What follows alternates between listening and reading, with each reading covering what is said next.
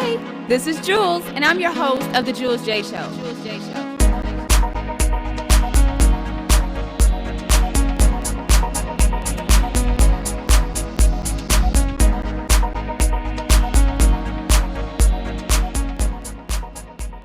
Hey everyone, I'm your host, Jules of The Jules J Show. Thanks for tuning in.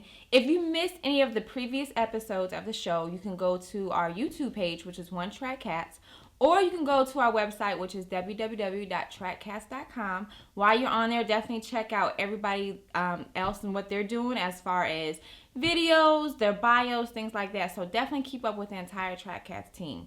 Once again, thanks for tuning in. And today's topic is going to be something that we have all seen, have dealt with, somebody in our family or friends, things like that.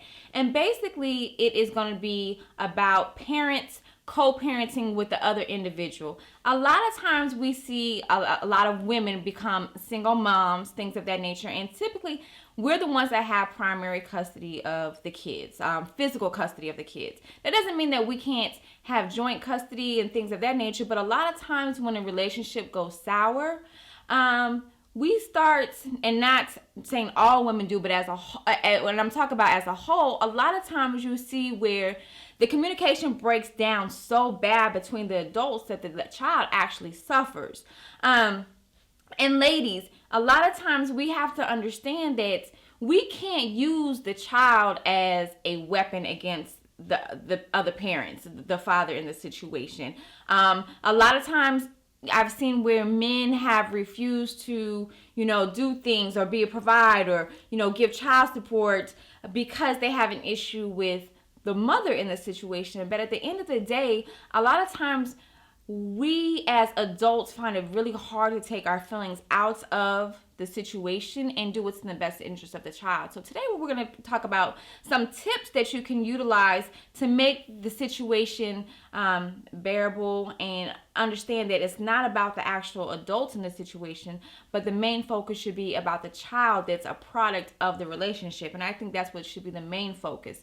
And I know a lot of times it is hard to separate feelings, and it's hard to forgive. It's hard to let go of the past. It's hard to move on, especially when one person feels like they've been done wrong or things like that. Or not only that, a lot of times you see what issue arises when the child was not planned, or it might have been a one night stand, or it might have been just, sexual interaction on a consistent basis, but there was no actual relationship or marriage that took place. So that child was, created not necessarily in a loving relationship, but out of just, strictly physical interaction. So when that happens, a lot of times people don't know how to handle that situation. But once again, we have to understand that it is about the child in the relationship that, has a relationship with both the mother and father. And that's how it should be. And one parent should never neglect the other parents of that rights of, being an active role or playing an active role in that child's life. So today we're going to talk about some tips.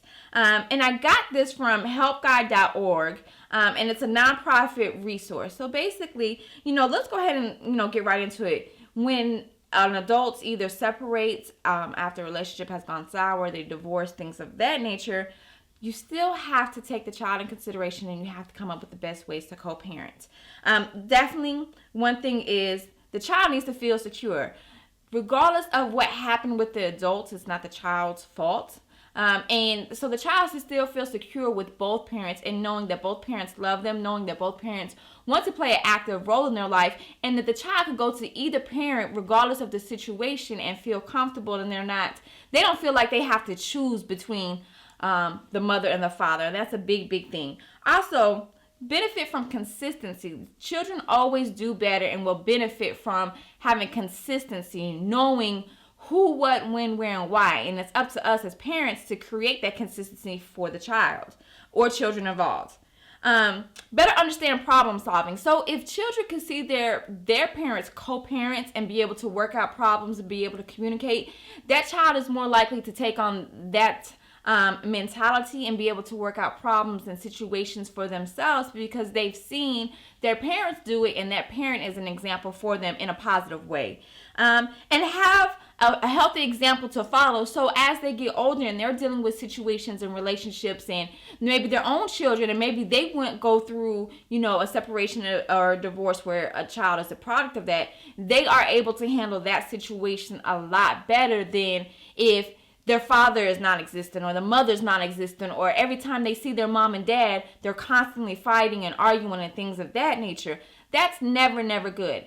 I could say with, my children's father, we're not together and we haven't been together in God knows how long. But now that my children are older, if they want to communicate with my children, they can call them directly. But when they was younger, regardless of the situation, I always let them know what's going on. This is how they're doing in school. This is what they're doing in sports, band, whatever. This is the issue that they're having as far as discipline, things like that. Just so, the child couldn't play both sides. The child couldn't say, oh, this happened or this happened. Me and their parent had that conversation and we had that open communication. So we was all on the same page. And, the biggest thing was that, my child couldn't play us against each other. And, some, kids will test those waters as long as you give them the waters to test. But as soon as you put them on that beach and say, this is where you're sitting, they understand the rules and regulations that's going on. So let's go ahead and get into some tips. One thing is separating your feelings from your behavior. You have to take your personal feelings about how you feel about this other individual out of the equation. And not only that, a lot of times situations go, sour where it's not, hey, we've grown apart, let's, leave the situation or the relationship on good terms. I don't really see that happening. A lot of times it's, I feel like you've wronged me, or, you're not doing this or you're not doing that. You can't, hold that against the other individual, especially in front of the child, because that's never good to hear or see one parent downing the other parent in front of the kid. So definitely get your feelings out of the way and, put them somewhere else, vent somewhere else, release them some other way, but definitely not in front of the other child, and definitely not against that person in a manner that they feel defensive and you come across very combative, because that's not helping the situation at all. Stay kid focused. It is about the children involved or the child involved, and that's what the conversation should be about. Use your body as far as your language goes. A lot of times your nonverbal, aura and how you come across says so much more than what your actual words say. So make sure that, when you're going into a conversation or you're meeting up to talk about some things or whatever, or you go around the individual, make sure that your body language says or suggests, friendliness, or you're able to, you're not so defensive. You're not standing with your arms across your chest and things like that. That's a good thing. Keep the children out of the middle of the back and forth between the adults. The children should never be a messenger. If you can't communicate with the person that you actually slept with to have a child, then that needs to be something that you need to work on. But the child is definitely should not be, the messenger back and forth. That's not what they're here for. That's not their place. Keep your issues to yourself, which I just, touched on. Don't sit there and talk about the issues that you have with the other parent to your child, because you're influencing your child on how they would feel about whether it's the mother or the father and things of that nature. And really, a child should have unconditional love for their parents and vice versa. So we should never ever put, any type of negative thoughts or anything about one parent. Think about, the communication that you have with your ex as having a higher purpose, which is, once again, the child. Definitely set like a business-like tone. Understand that it is about the child. And not to say that the child is an actual business, but when you go in there with the mindset of, we're going to talk about X, Y, and Z, and that's what you go in there and do, and you have an agenda of what you want to talk about and you knock that out, then you are basically covering all your bases and you're making sure that you are on top of anything that you have. A lot of times I've heard my friends that have been divorced and there is a child in the situation, get it in writing, get it in paper, put it part of the divorce proceedings. So basically on that paper, who, what, when, where, and why. So there is nothing to discuss. There's nothing to debate. There's nothing to, argue or fight about because it's in black and white. You've already been through the process. You've already discussed it, whether it's been with a mediator or a judge or something like that. And you know what the expectations are of you. And the other parent knows what their expectations are as well. So everybody's on the same page. Make requests. Don't make commands or statements. Use something as of, would you be willing to? Or can we try, instead of, you better do this or you better do that. You know what I mean? Stop coming across with the threatening tone, because the more you threaten, the less likely they are willing to do it. And if they do it, it's because 9 times out of 10 they have to, not because they want to. So definitely watch the tone that you come across with. A lot of times it goes back to the saying, it's not what you say, but how you say it. So if you come across commanding or directing, or like you're the judge and the jury, then that person's automatically going to be on the defensive end, and the conversation is pretty much ended before it's gotten started. So definitely be mindful of that. You want to be able to listen to each other. Once again, if you are close enough to individuals to actually have a sexual relationship with them, then you should be comfortable enough with them to have a civilized conversation. You should be able to sit down and talk like two adults about whatever, needs to be discussed, whether it's medical, education, discipline, sports, after school activities, parent teacher conference, whatever the case may be. And if you can't have a civilized conversation with the other adults in this situation, then you might need to check yourself. You can't check somebody else until you have checked yourself, and you can't sit here and dictate how somebody does something or what they do or can and cannot do until you got your own ducks in a row. And I think that's one thing that we, a lot of times lose sight of. Oh, because the child is in our custody, we have all the say-sos, and that is completely unacceptable behavior from a mother, from an adult, from a parent, from a father. Those things, you're not going to get anywhere with the situation at all. So you also want to show restraint. You want to be able to, refrain from saying those things that you really, really want to say. It goes back to an old saying in the Bible that your tongue is a sword. So if you start lashing out on things like that, once again, you're not going to go really far with the conversation. So you got to be able to refrain from saying and doing certain things that is really not going to be a productive thing in the long run. Commit to meeting and talking consistently. So if you have to set a plan where you talk, once a week on a Sunday evening before the week starts, that's fine. If your relationship is really good with the other individual and you get together for tea, coffee, breakfast, or whatever the case may be, fine, do so you guys make sure that you are on the same page when it comes to your child.